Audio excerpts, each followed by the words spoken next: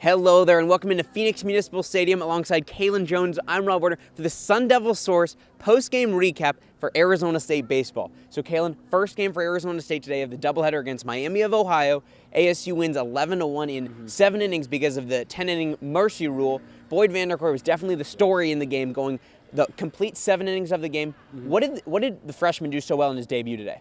Well, he said it after the game, Rob. He said that he threw 80 fastballs. That was out of 83 pitches, so he was definitely firing it without remorse. And you saw, obviously, it was extremely effective, and that's something he mentioned after the game. As long as hitters weren't able to keep up with it, he was going to keep pounding the zone, and that's something that he did. That aggressive mindset that we saw out of the freshman, Skip mentioned after the game, it's a reason that he has confirmed, or at least proved himself in his worth as being a member of that 3-starter rotation. We'll see whether or not he can contend for a higher spot in the rotation moving forward. So second game for ASU, they actually dropped it 16-8. Really rough game for the Sun Devils all around. What were your main takeaways, though, from the Sun Devils' performance in Game 2? Well, again, it's something that we said last night, Rob. It's similar. When you look at this lineup, ASU entered into the second matchup with 8 starting freshmen in this lineup.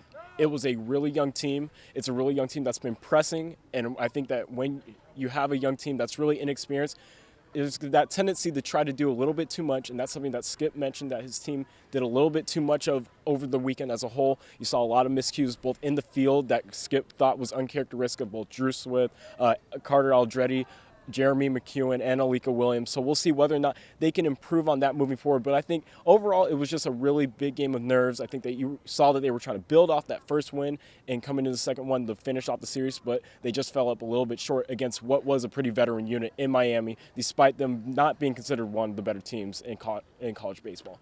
And then, so 4 games for the Sun Devils this weekend. They split the series 2-2. What were some of your main takeaways from the entire weekend as a whole?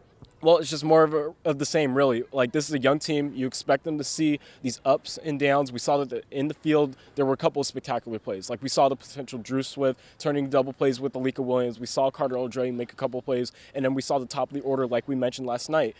Gage Cannon going 3 for 3 in the second matchup. Carter Aldretti showing up. Spencer Torkelson, again, the power that he put on display, actually hitting another home run in that first contest. So I think that moving forward, there's a lot of potential with this team. And Skip mentioned it, he's cautiously optimistic because of their youth. So because of that inexperience, we're going to see a lot of ups and downs throughout the year. So, you know, it's going to be a hit or miss year for ASU, but don't get too high, don't get too low, as Drew Smith said, in regards to what they do on the field this year. So ASU splits the opening weekend series 2-2. It's the first time in 11 seasons they can't win opening weekend. For more ASU baseball content, keep it locked on SunDevilSource.com. Alongside Kaelen Jones, I'm Rob Werner from Phoenix Municipal Stadium saying thank you for tuning in.